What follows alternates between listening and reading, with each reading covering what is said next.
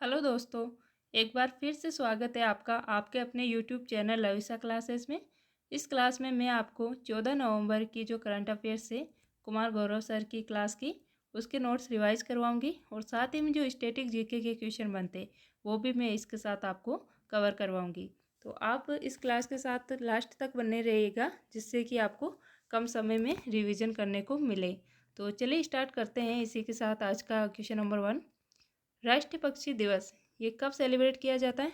तो ये मनाया जाता है प्रतिवर्ष 12 नवंबर को। और ये जो मनाया जाता है ये मनाया जाता है जो बर्डमैन ऑफ इंडिया है इनके बर्थडे के रूप में जो है इसको मनाया जाता है। कौन है बर्डमैन ऑफ इंडिया? तो ये है डॉक्टर सलीम अली। और इनकी फेमस बुक है जिसका नाम क्या है? बर्ड ऑफ इंडिया इनकी पुस्तक का नेम है। और जो इनकी कर्मस्थली है ये कहाँ पे रही है? तो ये है केवलादेव नेशनल पार्क भरतपुर राजस्थान में इनकी कर्मस्थली रही है। और इनको पद्म विभूषण कब मिला था? तो ये मिला था 1992 को इनको पद्म विभूषण मिला था। तो आप जो डॉक्टर सलीम अली है इनसे जो क्वेश्चन बन सकते हैं ये सारे पॉइंट आप एक बार याद कर लेना। चलिए देखते हैं next. Tiger man of India ये किसे कहते हैं? तो ये कहते हैं जो कैलाश सांकला है इनको Waterman of India doctor Rajendra. Missile man of India तो ये है एपीजे अब्दुल कलाम। और मिसाइल वुमेन ऑफ इंडिया तो ये कौन है? टेसी थॉमस। कौन है? टेसी थॉमस जो कि मिसाइल वुमेन ऑफ इंडिया है। और जो सबसे बड़ा पक्षी एटलस है ये कहाँ पे बना है? तो ये केरल में बना है। और अमूर फाल्कन पक्षी है जिसे बाज रैप्टर के नाम से भी जानते हैं। इसका जो फेस्टिवल है ये कहाँ पे मनाया जाता है? तो ये मनाया जाता है तामेंगलोंग मणिपुर में इसको सेलिब्रेट किया जाता है। साथ ही में जो पक्षी है इसकी स्टडी को क्या कहते हैं? तो इसको कहते हैं ऑर्निथोलॉजी। चलिए देखते हैं नेक्स्ट। पक्षियों की गणना करने वाला भारत का फर्स्ट राज्य कौन बन गया है? तो ये बनाया भी नागालैंड जिसने जो है पक्षियों की गणना की है। और यहाँ के सीएम कौन है?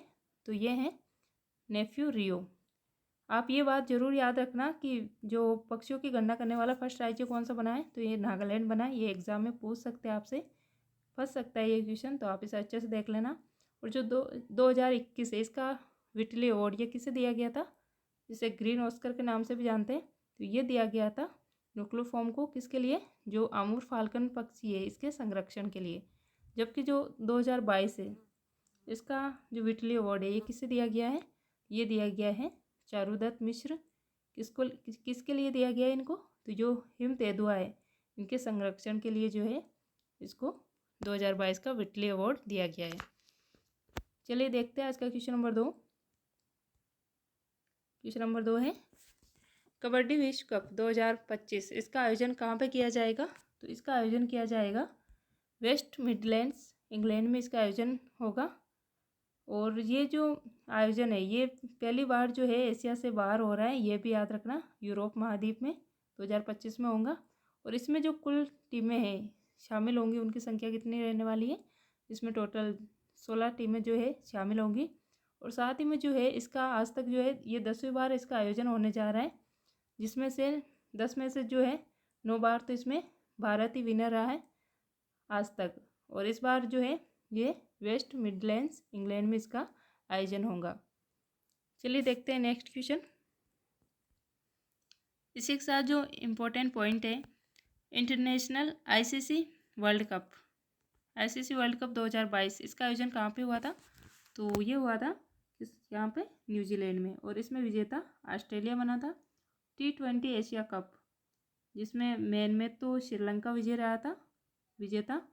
और जो T20 वुमेन एशिया कप है इसमें जो है भारत विजेता रहा था। और जो प्रो कबड्डी लीग है इसकी विजेता टीम कौन सी है? तो दबंग दिल्ली। तो ये सारे पॉइंट भी आप याद रखना। चलिए देखते हैं next question. Fit India school week पहल के लिए जो है शुभंकर कौन कौन से हैं? फिट इंडिया पहल के लिए school fit India school week पहल के लिए तो ये है मेल के लिए तो तूफान है और फीमेल के लिए तूफानी। बहुत इजी है, याद रह जाएंगे। बस आपको ये याद रखना पड़ेगा कि ये किसके लिए है। और इसका जो ये शुभंकर जो है लॉन्च किए ये किसने की है? ये की है पीवी सिंधु जो कि बैडमिंटन की जो है फेमस खिलाड़ी है। और साथ ही में जो ये फिट इंडिया स्कूल वीक है इसकी स्टार्ट कब हुआ था? तो ये स्टार्ट हुआ था 2019 में, और ये इसका जो है 4th नंबर का संस्करण है। और इसका उद्देश्य रहेगा कि जो फिटनेस है इसके अवेयरनेस को बढ़ावा देना, इसकी जागरूकता को बढ़ावा देना। तो जो इसी के साथ चलिए जो प्रमुख शुभंकर है वो देख लेते हैं। नेशनल गेम्स 2022, इसका शुभंकर क्या है? शावज। और इसका जो आयोजन है ये कहाँ पे हुआ था? गुजरात में। राजीव गांधी ग्रामीण ओलंपिक, इसका क्या है शुभंकर? शेरू। और ये कहाँ पे ये जो है खेल हुए थे? तो ये राजस्थान में हुए थे, राजीव गांधी ग्रामीण ओलंपिक। और टोक्यो ओलंपिक 2020, इसका क्या है? मिराई तोवा। और कहाँ पे आयोजित हुए थे? टोक्यो में। पैरा ओलंपिक, इसका है सोमेटी। शीतकालीन ओलंपिक, इसके क्या है? Bing Dwayne. कॉमनवेल्थ के जो है शुभंकर क्या था? Perry the bull. इसका जो है आयोजन कहाँ पे हुआ था? बर्मिंघम इंग्लैंड में इसका आयोजन हुआ था। और जो फीफा अंडर-17 है इसका क्या है शुभंकर? तो इसका है इफा। और इसका जो आयोजन है ये भारत में हुआ था। कहाँ पे? ओडिशा और नई मुंबई और कहाँ पे? गोवा में। 3 जगह जो है इसका आयोजन हुआ था। और इसमें जो विनर है ये कौन रहा था? तो ये इसमें जो है विनर रहा था। 44वां जो शतरंज ओलंपियाड है इसका क्या है? ये शुभंकर, तो ये है थम्बी। और जो इसका आयोजन है ये कहाँ पे हुआ था? तो चेन्नई तमिलनाडु में। तो ये सारी बातें आप याद रखना जो कि क्वेश्चन बन सकते हैं। प्रमुख जो प्रतियोगिताएं हुई हैं इनके शुभंकर। क्वेश्चन नंबर 4, ई कुंभ पोर्टल, इसकी जो है शुभारंभ कहाँ पे किया गया है? तो इसका शुभारंभ किया गया है द्रौपदी, जो कि राष्ट्रपति द्रौपदी मुर्मू, इनके द्वारा इसका शुभारंभ किया गया है। और इसका जो है उद्देश्य क्या रहने वाला है? इसका उद्देश्य रहेगा कि जो क्या है इंजीनियरिंग कॉलेज वगैरह है उसके कंटेंट और जो किताब है उसको मातृभाषा में प्रोवाइड करवाना। जैसे कि 12 भारतीय भाषाएं इसमें इसको प्रोवाइड करवाना इसका उद्देश्य रहेगा। और साथ में जो ई कुंभ है इसकी फुल फॉर्म क्या है? तो इसकी फुल फॉर्म है E knowledge unlist in multiple Indian language. तो इसकी फुल फॉर्म भी याद रखना आप कि ई कुंभ की फुल फॉर्म क्या है। और साथ ही में जो इसको लॉन्च किया गया है, किसके द्वारा लॉन्च किया है इसको? तो ये किया गया है AICTE all India council for technology education, इसके द्वारा जो है इसको लॉन्च किया गया है। तो ये क्वेश्चन अच्छे से देखना आप। साथ ही में जो इसके साथ इम्पोर्टेंट क्वेश्चन बन सकते हैं वो भी अपन देख लेते हैं। कौन कौन सी ऐप है? किसान ऐप, ये किसने लॉन्च की है? IIT रुड़की ने। इसका उद्देश्य रहेगा कि जो किसान है इनको मौसम की पूर्व जानकारी देना। लोकपाल ऐप, ये किससे संबंधित है? जो मनरेगा है, जो इसका एक्ट कब आया था? एक्ट आया था 2005 में मनरेगा का। दिशांक ऐप, ये कर्नाटक से संबंधित है। इसका उद्देश्य भूमि रिकॉर्ड को देखना। और वाइब्रेक ऐप, ये जो है ये जो तनाव कम करने के लिए इसको लॉन्च किया गया था आयुष मंत्रालय द्वारा। जिसके मंत्री कौन है आप बताना? कौन है? सर्वानंद सोनोवाल अभी आयुष मंत्रालय के जो है कौन है? मंत्री है। और बेट्स ऐप, ये किसने लॉन्च की है अभी? तो ये प्रसार भारती द्वारा इसको लॉन्च किया गया है। ब्रॉडकास्ट एयर टाइम शेड्यूलर, इसका जो काम है ये रहने वाला है जो वाणिज्यिक गतिविधियाँ होती है उसको सुचारू करना, शेड्यूल करना, इसका जो है उद्देश्य रहेगा। साथ ही में जो डिजिटल संसद ऐप है ये किसके लिए लॉन्च की गई है? सांसदों के लिए।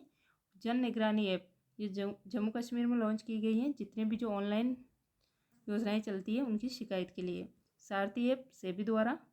गरुड़ ऐप भारतीय निर्वाचन आयोग द्वारा। प्रगति ऐप LIC द्वारा।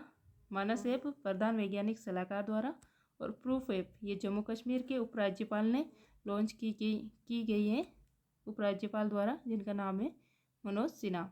तो ये सारे पॉइंट आप याद रखना, अपने माइंड में बिठा लेना। चलिए देखते हैं next question. Question number 5, Amur falcon festival, इसका आयोजन हाल ही में कहाँ पे किया गया है?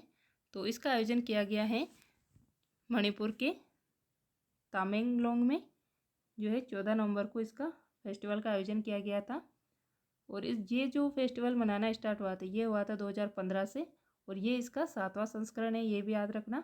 और ये अमूर फाल्कन, जिसको रैप्टर बाज शिकार करने वाले के नाम से भी जानते हैं, ये जो है ये होता है अमूर नदी, जो कि रूस और चाइना की सीमा पर पड़ती है। अमूर नदी यहाँ से ये स्टार्ट होते हैं और भारत के उत्तरी पूर्वी भाग में आते हैं, जहाँ पे असम, नागालैंड और मणिपुर, इन राज्यों में ये ठहरते हैं। उसके बाद दक्षिणी अफ्रीका में लौट जाते हैं। और ये सर्वाधिक लंबे समय तक उड़ने वाले पक्षियों की श्रेणी में आते हैं। और ये जो है लगभग 22,000 किलोमीटर जो है, 2200 किलोमीटर जो है ये दूरी तय करते हैं।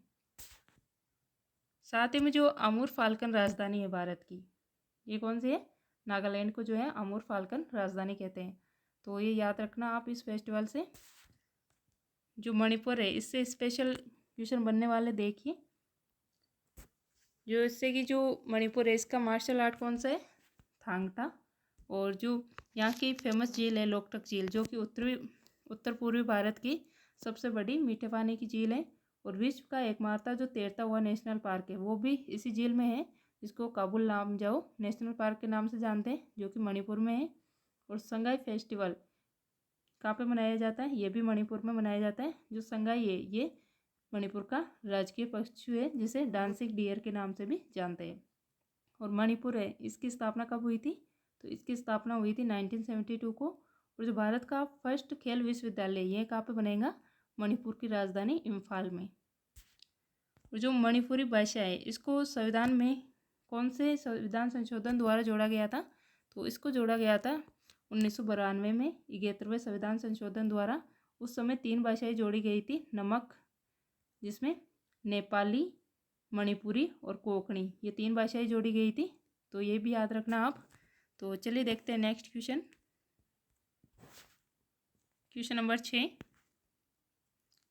भारतीय जैविक डेटा केंद्र IBDC ये कहाँ पे जो है इसको बनाया जा रहा है? तो ये बनाया जा रहा है हरियाणा के फरीदाबाद में जो है इसको बनाया जा रहा है। और ये किसके द्वारा इसको लॉन्च किया जा रहा है? तो ये किया जा रहा है डॉक्टर जितेंद्र सिंह द्वारा, जो कि भारत के साइंस और टेक्नोलॉजी मिनिस्टर है अभी। तो साथ ही में जो ये भारत का पहला जो है भारतीय जैविक डेटा केंद्र बनने जा रहा है। कहाँ पे बन रहा है? तो ये फरीदाबाद हरियाणा में। तो ये फर्स्ट है, तो आप इसे अच्छे से याद रखना। साथ ही में जो डेटा डिजास्टर रिकवरी है ये कहाँ पे, ये केंद्र कहाँ पे बनाया गया था? तो ये बनाया गया था ओडिशा के भुवनेश्वर में, जो कि जो डेटा डिलीट होता है उसको रिकवर करने में काम आता है। चलिए हरियाणा स्पेशल में देखते हैं कौन कौन से क्वेश्चन बन सकते हैं। जैसे कि विश्व का जो सबसे बड़ा सफारी पार्क है ये कहाँ पे बन रहा है? तो ये हरियाणा में। देश का पहला ग्रेन एटीएम गुरुग्राम हरियाणा में। ई अधिगम ये ऐप है, ये कहाँ की है? तो ये जो योजना है ये हरियाणा की है। इसके द्वारा जो 9 to 10th क्लास के बच्चे होते हैं इनको ऑनलाइन एजुकेशन के लिए लैपटॉप प्रोवाइड करवाए जाएंगे। सूरजकुंड हैंडीक्राफ्ट मेला ये भी हरियाणा में लगता है। और इंटरनेशनल सोलर अलायंस इसका हेडक्वार्टर कहाँ पे? तो ये है गुरुग्राम हरियाणा में। और इस बार जो इसकी अध्यक्षता है ये कौन कर रहा है? तो ये अपना भारत इसकी अध्यक्षता कर रहा है 2022 में। आज का क्वेश्चन नंबर 7, देश का पहला मल्टी मॉडल लॉजिस्टिक पार्क किसके द्वारा जो है कहाँ पे लॉन्च किया जा रहा है? तो ये बन रहा है चेन्नई तमिलनाडु में। और किसके द्वारा बन रहा है ये? तो ये बना रहा है रिलायंस इंडस्ट्री, जो कि देश का पहला मल्टी मॉडल लॉजिस्टिक पार्क बनाने जा रही है। और ये जो है ये PPP मॉडल पे आधारित होगा। इसका मतलब है कि ये पब्लिक प्राइवेट पार्टनरशिप में बनेगा और इसका उद्देश्य रहेगा फ्रेंड हैंडलिंग फैसिलिटी को बढ़ावा देना। तो ये सारी बातें इसे याद रखना कि जो देश का पहला मल्टी मॉडल लॉजिस्टिक पार्क है ये कहाँ पे बन रहा है? तो ये कहाँ पे बन रहा है? चेन्नई में बन रहा है। और जो ये किस मॉडल पे आधारित थे? PPP मॉडल पे आधारित थे, पब्लिक प्राइवेट पार्टनरशिप मॉडल पे। चलिए देखते हैं नेक्स्ट क्वेश्चन। चलिए जो चेन्नई तमिलनाडु है यहाँ के जो क्वेश्चन बन सकते हैं वो देख लेते हैं। जिससे कि अन्नम अजुथुम ये कहाँ की योजना है? तो ये तमिलनाडु की है। और मुफ्त नाश्ता कार्यक्रम मिड डे मील ये कहाँ का है, कहाँ पे शुरू किया गया है? तमिलनाडु में। पोंगल और जल्लीकट्टू ये जो है तमिलनाडु के त्यौहार है। और डुगोंग संरक्षण रिजर्व ये भी कहाँ पे है? तमिलनाडु में। ये डुगोंग समुद्री गाय है। जो कोरोमंडल तट है ये तमिलनाडु को तट को कोरोमंडल तट के नाम से जानते हैं। और साथ ही में जो इस तट पे जो है लौटते हुए मानसून से वर्षा होती है। तो एग्जाम में क्वेश्चन बनता है कि लौटते हुए मानसून से किस तट पे वर्षा होती है, तो आंसर हो जाता है कोरोमंडल तट। साथ ही में जो कुडनकुलम और कलपक्कम ये जो संयंत्र है ये कहाँ पे? तो ये है तमिलनाडु में, जो कि रूस की सहायता से बनाए गए थे। और यहाँ की शास्त्रीय भाषा कौन सी है? तो भरतनाट्यम। भारत की टोटल कितनी क्लासिकल लैंग्वेज है? तो 6 है। और तमिलनाडु की कौन सी है? भरतनाट्यम। भारत की पहली शास्त्रीय भाषा कौन सी है? सॉरी, ये नृत्य है भरतनाट्यम इसका। और जो इसकी शास्त्रीय भाषा है वो है तमिल, जो कि 2004 में बनी थी। भारत की पहली ये जो है शास्त्रीय भाषा है। ये भी याद रखना कि भारत की शास्त्रीय भाषा कौन सी है? तो तमिल है, जो कि 2004 में बनी थी। टोटल कितनी है भारत की? 6। और जो मीनाक्षी मंदिर है ये कहाँ पे है? मदुरै तमिलनाडु में है, वेगई नदी के किनारे। और ये कौन सी श्रेणी में बना है? द्रविड़ शैली में ये मंदिर बना हुआ है। तो ये सारी बातें तमिलनाडु से आप याद रखना। चलिए देखते हैं आज का क्वेश्चन नंबर 8। अंतर्राष्ट्रीय क्रिकेट परिषद ICC के दोबारा से अध्यक्ष कौन बने हैं? तो ये बने हैं ग्रेग बर्कले वापस से, जो कि न्यूजीलैंड के हैं। 2 वर्ष के लिए जो है निर्विरोध चुने गए हैं। और साथ ही में जो वित्त एवं वाणिज्य समिति के अध्यक्ष ये कौन बने हैं? तो ये बने हैं जय शाह। और ICC इंटरनेशनल क्रिकेट काउंसिल इसका हेडक्वार्टर कहाँ पे? तो इसका हेडक्वार्टर है दुबई UAE में। और इसी के साथ जो तो एक ये क्वेश्चन याद रखना कि ICC के अभी दोबारा से वापस अपॉइंट कौन हुए हैं? तो ये हुए हैं ग्रेग बर्कले न्यूजीलैंड के 2 वर्ष के लिए। और जो ब्रिटेन है यहाँ के नए सम्राट कौन बने हैं? तो ये बने हैं किंग चार्ल्स III, जो कि ब्रिटेन के नए सम्राट बने हैं अभी। और जो यहाँ के PM है प्रधानमंत्री ये कौन बने हैं? ऋषि सुनक। कौन है? ऋषि सुनक।